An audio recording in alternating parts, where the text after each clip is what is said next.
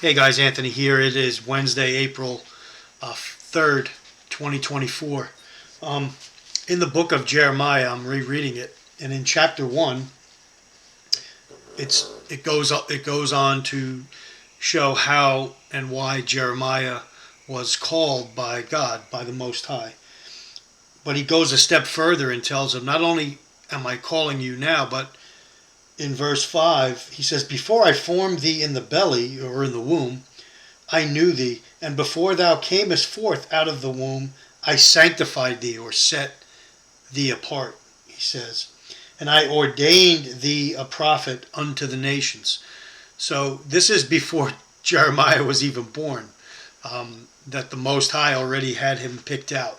And that right there should cause us to pause, and it should cause us to stop and think about the mighty and powerful God that we serve, the God of Scripture, the God of the Bible.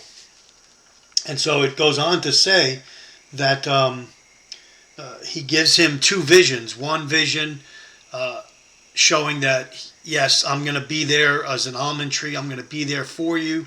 That's God talking. And then the second vision is this vision of impending judgment coming upon the people, because when you go on further to see their iniquity, they knew the truth. These people, these are the people that were brought out of Egypt through the wilderness and into the promised land, and yet they still had backslidden, has started worshiping other gods, pagan idols, prideful, all kinds of things. And God tells Jeremiah, I'm raising up people from the north, an army from the north, and I'm bringing them in to across into your borders. Does that sound familiar with what is happening today in our country?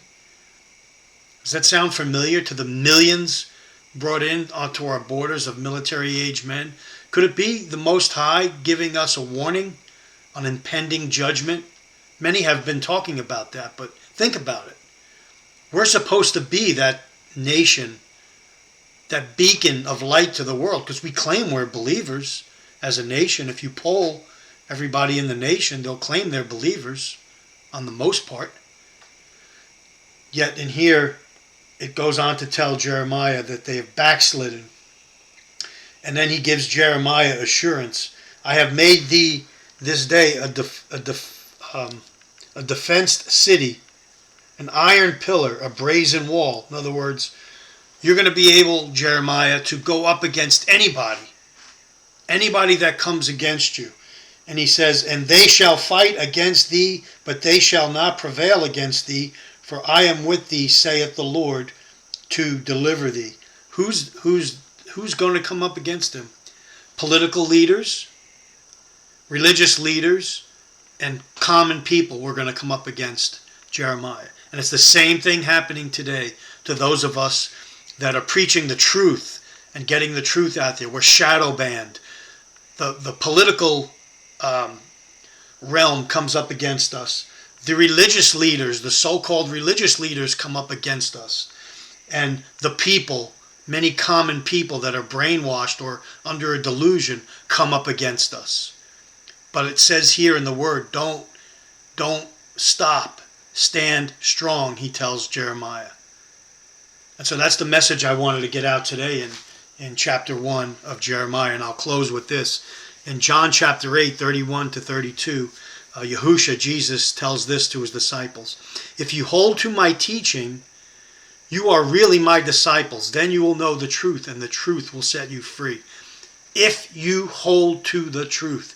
That means if you don't, you're not going to know the truth, and you're not going to be free. So those of us that are standing in the gap, stay strong. Understand who is on your side. And then you will know the truth, and the truth shall make you free. Anthony signing off. Stay ready. Be blessed.